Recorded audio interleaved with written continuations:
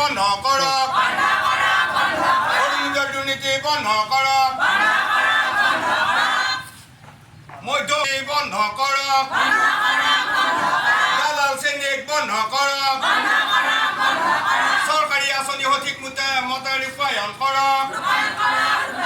চৰকাৰী আঁচনি সঠিক মতে ৰূপায়ণ কৰক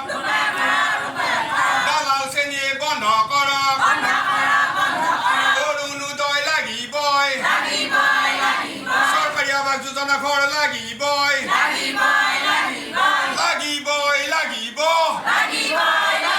চিপাঝাৰৰ দুৰ্নীতি বিৰোধী যুৱশক্তি অসমৰ অৱস্থান ধৰ্মঘট চিপাঝাৰ খণ্ড উন্নয়ন বিষয়া কাৰ্যালয়ত অৱস্থান ধৰ্মঘটত বহে একাংশ পুৰুষ মহিলা কেইবাটাও দাবী আগত লৈ 3 ঘণ্টীয়া অৱস্থান ধৰ্মঘট ৰূপায়ণ কৰে খণ্ড উন্নয়ন বিষয়াৰ জৰিয়তে মুখ্যমন্ত্ৰীলৈ প্ৰেৰণ কৰিব স্মাৰক পত্ৰ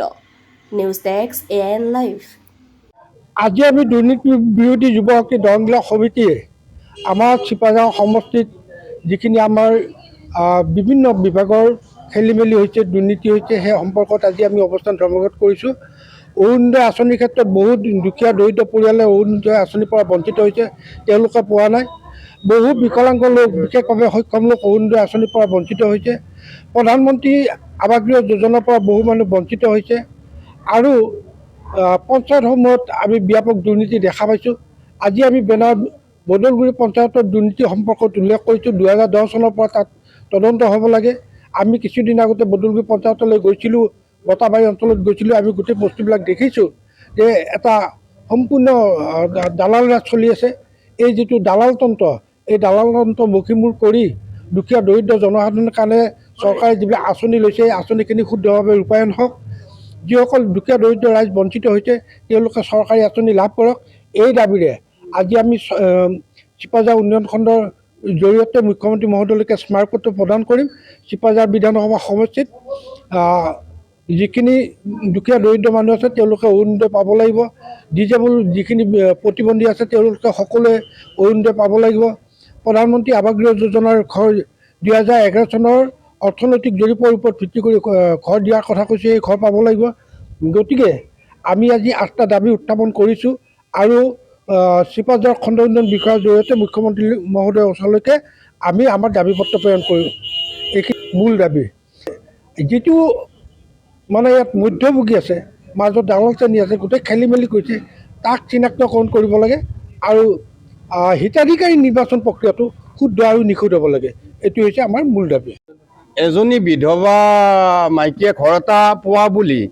আমাৰ পঞ্চায়তৰ কোনে কৈছিলে আহি মেম্বাৰে কৈছিলে আহি বোলে বাইদেউ আপোনাৰ এটা চৰকাৰী ঘৰ হ'ল আপুনি থকা ঘৰটো ভাঙি দিয়ক ভাঙি দিয়াৰ পিছত আপুনি তাড়াতাড়িকে কম দিনৰ ভিতৰত আমি ঘৰটো বনাই দিম কিন্তু ঘৰটো তেওঁ ভাঙি উঠি তেওঁৰ থাকিবলৈ জাগা নাই এতিয়া তেওঁ পঞ্চায়তলৈ গ'লে ছেক্ৰেটাৰীক ক'লে মেম্বাৰক ক'লে কোৱাৰ পিছত কয় বোলে বাইদেউ আপোনাৰ পইচাটো এনেকুৱাকৈ বেলেগত সোমাই গ'ল কিবা বেলেগত সোমাই যাব পৰা বস্তু নেকি এই বিধৱাজনীক যিটো লাঞ্ছনা দিছে যিটো দুৰ্নীতি কৰিছে তেওঁৰ ঘৰটো তেওঁৰ তাৰ পৰা কাটি নি আকৌ বেলেগক পইচা লৈ পেলাই বেলেগত বিক্ৰী কৰি দিছে এতিয়া এনেকুৱা ক্ষেত্ৰত আমি তাতে লিখিছোঁ আমাৰ দাবীসমূহত বদলগুৰি পঞ্চায়তৰ যিখিনি কিমান চনৰ পৰা আছিল 2011ৰ পৰা আজি 2025লৈ গোটেই চৰকাৰী কামখিনিৰ সম্পূৰ্ণ উচ্চ পৰ্যায়ৰ তদন্ত এটা আমি দাবী কৰিছোঁ এই তদন্তটো হ'ব লাগে ইমানখিনি আমি আপোনালোকৰ ওচৰত ক'বলগীয়া আৰু আপোনালোকৰ যোগেদি আমি মুখ্যমন্ত্ৰী মহোদয় আৰু আমাৰ বিধায়ক মহোদয়ক কৰজোৰে অনুৰোধ জনাইছোঁ এই যিটো দালাল প্ৰক্ৰিয়াৰ যিটো দুৰ্নীতি চলি আছে বদলগুৰি পঞ্চায়তত বা বেলেগতো এইখিনি যাতে সুকলমে সুচাৰুৰূপে চলাই নিয়ে দৰিদ্ৰ সীমাৰেখাৰ তলৰ মানুহখিনিয়ে যাতে উপকাৰ হয় আমি শ্লোগান দি আছোঁ ভাৰত মাতা কি জয় আমাৰ অসমৰ উন্নয়ন পথত আগবাঢ়ি যাওক সকলো এক হওক সকলোখিনি আমাৰ চৰকাৰে ওপৰৰ পৰা দি আছে কিন্তু আমাৰ যিখিনি প্ৰাপ্য যিখিনি দৰিদ্ৰ সীমাৰেখাৰ তলৰ মানুহ সেইখিনিয়ে পোৱা নাই ক'ত মাজত এটা মধ্যভোগী আছে দালাল শ্ৰেণী আছে এই দালাল শ্ৰেণীটো বন্ধ কৰক আমাৰ এই আজি বৈঠকৰ পৰাই আপোনালোকৰ যোগেদি আমি অনুৰোধ জনাইছোঁ মুখ্যমন্ত্ৰী মহোদয়ক বিধায়ক মহোদয়ক যাতে এই দালাল শ্ৰেণীটো বন্ধ কৰি চৰকাৰীভাৱে চৰকাৰী আঁচনিবিলাক চৰকাৰী বিভাগৰ দ্বাৰা ৰূপায়ণ কৰি হিতাধিকাৰী পোৱাটো আমি বিচাৰোঁ ইমানখিনি আমাৰ ক'বলগীয়া 23ত মোৰ নামত ঘৰ এটা আহিছিল তেতিয়া তাৰমানে মই অলপ আপত্তি কৰিছিলোঁ ব্ৰিটিছাৰৰ ওচৰত লগ মই দৰখাস্ত দিছোঁ তাৰপিছত এতিয়ালৈকে মোৰ ঘৰটো অহা নাই। কি কাৰণত ধৰ ৰিজেক্ট কৰিছে মই এতিয়াও গম পোৱা নাই। মোক ঘৰটো লাগে আৰু দুখীয়া শ্ৰেণীৰ মানুহ, আৰু মোৰ স্বামীয়ে হাজিৰা ঠিকা কৰি ভাত খুৱাই আছে। যিকোনো খবৰ আৰু বিজ্ঞাপনৰ বাবে যোগাযোগ কৰক 7896121996 লগতে 7002537271।